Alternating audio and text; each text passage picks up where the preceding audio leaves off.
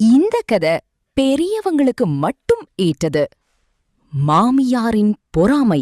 மம்தா ரொம்ப நல்லவ, அழகான பொண்ணும் கூட. அதே மாதிரி சுனில் நேர்மையானவனும் முன்னேற வேணும்னு நினைக்கிற பையன். சுனில், மகனே சுனில், எங்க இருக்க? டே, கொஞ்சம் ஒரு டம்ளர் தண்ணி கொண்டு வா. அம்மா, இதோ வரேன். என்னம்மா, தண்ணி உன் தலைக்கு பக்கத்திலேயே தானே இருக்கு. என்னாச்சு? உடம்பு சரியில்லையா? இல்ல இல்ல, எழுந்திருக்கவே மனசு வரல, அதனால தண்ணிய பாக்கல. அங்க என்ன பண்ணிட்டு இருக்க? வா, இங்க என் பக்கத்துல உட்காரு. அம்மா, படிச்சிட்டு இருக்கேன். வேலைக்கு நடுவுல நேரமே கிடைக்கிறது இல்ல. இப்போ ஆபீஸ்ல இருந்து வீட்டுக்கு வந்தப்புறம் தான் கொஞ்சம் நேரம் சரி சரி, படி. போடா செல்லம். சுனில் படிச்சு இன்னும் முன்னேறணும்னு நினைச்சான். ஆனா அம்மாவோட உடம்பு சரியில்லாம இருக்கிறத பார்த்து கல்யாணமே பண்ணிக்கலாம்னு யோசிச்சான். இன்னும் எத்தனை நாள் தான் அம்மாவை தனியா பாத்துக்கிட்டு இருப்பான்? அப்படியே ஒரு நாள், அம்மா, இது மம்தா. நான் இவளை கல்யாணம் பண்ணிக்கிட்டேன். உங்களுக்கும் உடம்பு சரியில்லாம இருக்கு, அதனால நான் கல்யாணம் பண்ணிக்கலாம்னு நினைச்சேன். வீட்டை பாத்துக்கிற ஆளும் உன்னை பாத்துக்கிற ஆளும் ஒருத்தி வந்தா நல்லா இருக்கும்னு நினைச்சேன். அம்மா திடீர்னு முன்னாடி மருமகளை பார்த்து அதிர்ச்சி ஆயிடுறான். டே, என்னடா பண்ணிருக்க? ஒரு மேளம் இல்ல, சீதனம் கூட ஒன்னும் இல்ல, ஒரு சுப முகூர்த்தம், இது எதுவும் இல்லாம எப்படிடா வீட்டுக்கு மருமக வர முடியும்?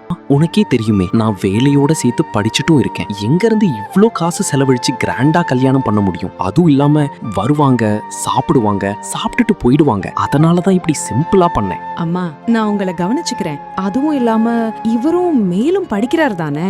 நல்லா படிச்சு சாதிச்சுட்டா நம்ம எல்லாருக்கும் நல்ல நாள் பிறந்துடும். மாமியாருக்கு மம்தாவோட பேச்சு சரின்னு தோணுச்சு. ஆனா மனசுக்குள்ள ஒரு பயம் இருக்கு. மருமகள் மகனை கூட்டிக்கிட்டு விருட்டு விருட்டுன்னு எங்கேயாவது பறந்து போயிடுவாளோன்னு. மகனே, எனக்கு எல்லாமே நீதான்.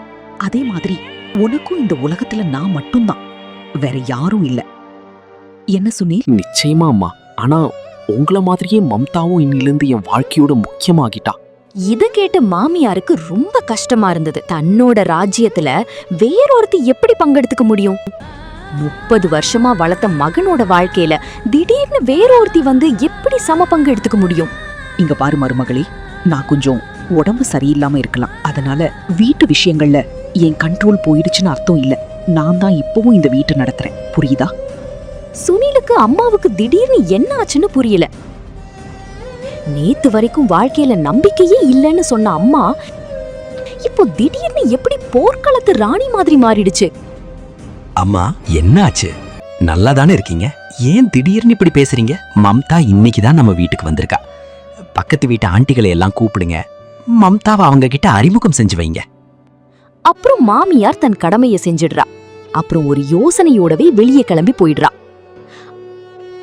ஏண்டி, நாள் முழுக்க எங்க கூட தானே, மகனுக்கு கல்யாணம் பண்றேன்னு எங்க கிட்ட சொல்லவே இல்லையே. ஏய், எனக்கு இப்போதான் தெரியும். திடீர்னு தலையில தூளிட்டு வந்து நின்னு சொல்றான், அம்மா இது உன் மருமக, இனிமேல் உன்னை எந்த அளவு அன்பு வச்சிருக்கேனோ அதே மாதிரி இந்த பொண்ணையும் பார்க்கணும். ஐயையோ, என்ன மாதிரி வார்த்தை இது? ஏன் இப்படி அன்பு காட்டுறான்? ஏய், அம்மாவோட அன்பு தான் ரொம்ப பெருசு. அவனுக்கு வேற பொண்ணா கிடைக்காதா? நீயே சொல்லு. இல்லடி இல்ல, உன் மகனுக்கு இந்த விஷயத்த புரிய வைக்கணும். என்ன புரிய வைக்கிறது? எனக்கே புரியல என்ன நடக்குதுன்னு. நேத்து வரைக்கும் அம்மா அம்மான்னு சுத்தன மகன் இன்னைக்கு திடீர்னு பொண்டாட்டி பொண்டாட்டின்னு பாட்டு பாடுறான். பாரேன், அவனோட பொண்டாட்டி அழகா சின்ன பொண்ணா இருக்காளே. அழகுக்கு முன்னாடி பெரிய பெரிய ஆளுங்களே தாக்கு பிடிக்க முடியாது. உன் மகன் எல்லாம் சீக்கிரம் கவுந்துருவான் பாரு, அவ அழகோட முன்னாடி. அம்மாவோட அன்புக்கு மதிப்பே இல்லைன்னு மாமியாருக்கும் புரிஞ்சிடுச்சு. எங்க அம்மா அவங்க தோழிய பாத்துட்டு வரேன்னு சொன்னாங்க, இன்னும் வரலையே. போய் நாம பாத்துக்கிட்டு வரலாமா? விடுடி, வந்துடுவாங்க. எங்க போவாங்க? இது அவங்க வழக்கம்தான். ஒரு தடவை போனா ஊரை சுத்திட்டு தான் திரும்பி வருவாங்க. வீட்டுல சாப்பிட்டுட்டு தான் போயிருப்பாங்க. விடு, கொஞ்சம் சுத்தினா சாப்பாடு ஜீரணமாகும், இல்லனா படுத்துட்டே இருப்பாங்க. மருமகளும் அமைதியாயிடுறா. அந்த பக்கம் மாமியார் இன்னைக்கு கொஞ்சம் லேட்டா தான் வீட்டுக்கு போலான்னு நினைக்கிறான். மகன் கவலைப்பட்டு தேடட்டும், அப்போதான் வேடிக்கையா இருக்கும். மம்தாவுக்கு இப்ப தெரிஞ்சிடும் அம்மாவுக்கு முன்னாடி அவளால ஒன்னும் செய்ய முடியாதுன்னு. ஆனா அந்த பக்கம் வீட்ல, ஏங்க அம்மா இன்னும் வரலையே, எனக்கு பயமா இருக்கு, என்ன பண்றதுன்னு தெரியல. போய் யாராவது வீட்டுக்கு போய் விசாரிக்கலாமா? எங்க போவ? அத சொல்லு முதல்ல. நீயே இப்போதான் இந்த வீட்டுக்கு வந்திருக்க, ஒரே நாள்ல ஒரு தெருவையே சுத்திடுவியா? அப்படின்னா நீங்களாவது போய் தேடுங்க, எனக்கு பயமா இருக்கு. விடுடி, இது அம்மாவுக்கு தினமும் நடக்கிற வேலைதான். நீ சாப்பிட்டுட்டு போ. மகனும் மருமகளும் சாப்பிட்டுட்டு தூங்கறதுக்கு ரூமுக்கு போயிடுறாங்க. அந்த பக்கம் மாமியாரை யாரும் பார்க்க வராததால ஏமாத்தமா வீட்டுக்கு வராங்க. அங்க பார்த்தா வீட்ல லைட் எல்லாம் ஆஃப் பண்ணிருக்கு. மாமியாருக்கு கோபம் வந்துருச்சு. மம்தா, ஏமா மம்தா, எங்க இருக்க? ஆனா நாள் முழுக்க களைச்சு போன மருமகளுக்கு அப்படி ஒரு தூக்கம். யாரோ போத மாத்திரை கொடுத்த மாதிரி அவளால எழுந்திருக்கவே முடியல. அம்மா, என்ன ஏன் கத்துற? அவளை தூங்க விடுங்க. காலையில இருந்து வேலை செஞ்சு களைச்சு போய் தூங்குறா. இவ்ளோ சத்தமா கூப்பிட்டா தூக்கம் களைஞ்சிடுமே. மகன் தான் எழுந்து வர்றான். அம்மாவுக்கு இன்னும் கோவம் ஏறிடுச்சு. சரிடா, நான் தூங்க போறேன்னு சொல்லி போயிடுறா. ஆனா மனசுக்குள்ளேயே மருமகளுக்காக நிறைய விஷயத்த சீமிக்க ஆரம்பிச்சிட்டா. அடுத்த நாள் காலை மருமகள் டீ போட்டுட்டு இருக்கும்போது மாமியார் மெதுவா காசா அதிகமா ஏத்திடுறா. அதனால டீ பாத்திரம் காஞ்சிடுச்சு. ஐயோ, என் கை சுட்டுடுச்சு. அவ சத்தம் போட்டுக்கிட்டே இங்கேயும் அங்கேயும் ஓடுறா. கொஞ்ச நேரம் கழிச்சு மாமியார் அவளோட கை மேல தண்ணி ஊத்துறா. ஐயோ மருமகளே, என்ன பண்ணிக்கிட்ட? அம்மா, கேஸ் அதிகமா இருந்துடுச்சு. அதனால பாத்திரம் அதிகம் சூடேறி அதுல என் கை சுட்டுடுச்சு. ஐயோ, என்ன அசிங்கமான காயம் இது. சீ சீ சீ, உன் தோல் கருகி இருக்கிறத பார்க்கும்போது எனக்கே கொமட்டுது. நீ என் கூட சாப்பிட உட்காராத இனிமேல். மம்தாவுக்கு தன் கைய பார்த்து அழுக வந்துடுச்சு. சில நாள் கழிச்சு மாமியாரோட தோழி வர்றா. மம்தா டீ போட்டு கொண்டு வர்றா. அவ போன பிறகு தோழி சொல்றா, உன் மருமக என்னமா அழகா இருக்கா, யார் வேணாலும் காதல் வயப்படுவாங்க அவ மேல. அப்ப உன் மகனோட நிலைமையை யோசி. அதேதான், அவ பின்னாடியே லட்டு மாதிரி ஓடிக்கிட்டு இருக்கான். என்ன பண்றதுன்னே எனக்கு தெரியல. நான் என்னோட மருமக முகத்துல தீபாவளி சக்கர கம்பிய எரிஞ்சேன். அவளோட முகம் முழுசா தீயில பொசுங்கிடுச்சு. இப்ப பாரு, அழகும் இல்ல, என் மகனும் இப்போ அவளை திரும்பி பார்க்கல. இப்போ அவளை விட்டுட்டு வேற பொண்ணு பார்க்க சொல்றான் என்கிட்ட. மருமகள் இதையெல்லாம் கேட்டுக்கிட்டு தான் இருந்தா. ஆண்டி, நான் கேக்குறேன், வேறொருத்தி நல்லவளா வந்து உங்க இஷ்டப்படி நடப்பாள்னு உங்ககிட்ட என்ன கேரண்டி இருக்கு? இங்க பாருங்க ஆண்டி, என் மாமியாருக்கு தப்பான விஷயத்த சொல்லி கொடுக்காதீங்க. எங்க குடும்பம் சந்தோஷமா தான் இருக்கு. என்ன மம்தா, என் தோழிய அவமானப்படுத்தாத. அதுதான் உனக்கு நல்லது, புரியுதா?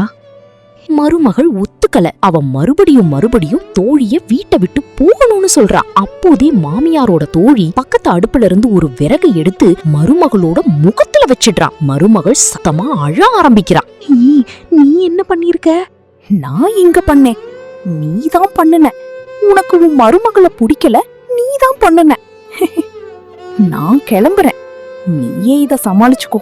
மம்தா அழுதுகிட்டே வலியால கத்திக்கிட்டே இருக்கா. ஆனா மாமியார் அவளை டாக்டர் கிட்ட கூட்டிட்டு போகல. அப்போதான் புருஷன் வந்துடுறான். என்னாச்சு மம்தா? ஐயோ, இந்த காயம் எப்படி வந்துச்சு? எப்படி தீப்பட்டுச்சு? மம்தா ஒன்னும் சொல்லல. வலியால கத்திக்கிட்டே இருந்தா.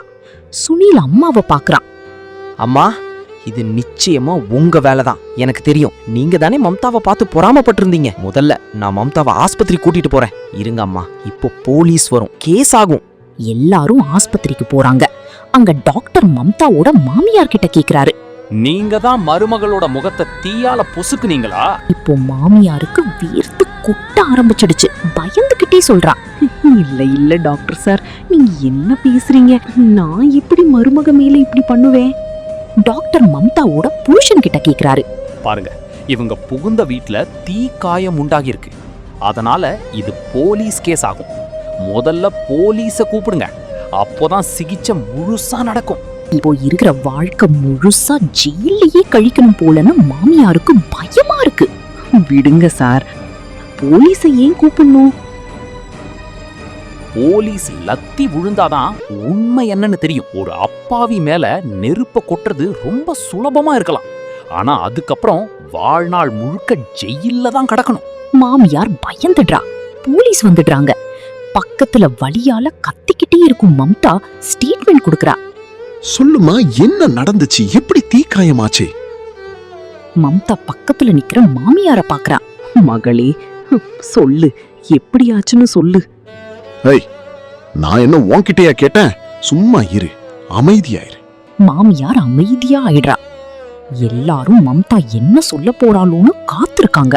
சார், நான் சமையல் பண்ணிக்கிட்டு இருந்தேன். ஒரு எரியற விறகு என் மேல விழுந்துடுச்சு. அதனால தீக்காயம் ஆகிடுச்சு. மருமகளோட பேச்ச கேட்டு மாமியார் அழ ஆரம்பிக்கிறா.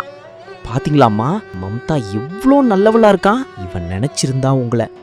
ஆமா மகனே, இவன் நினைச்சிருந்தா இன்னைக்கு நான் ஜெயிலியே இருந்திருப்பேன். என்ன மன்னிச்சிடு. இனிமே நான் ஒருபோதும் இப்படி பண்ண மாட்டேன். மருமகளோட சேர்ந்து சந்தோஷமா இருப்பேன். என்ன மன்னிச்சிடு.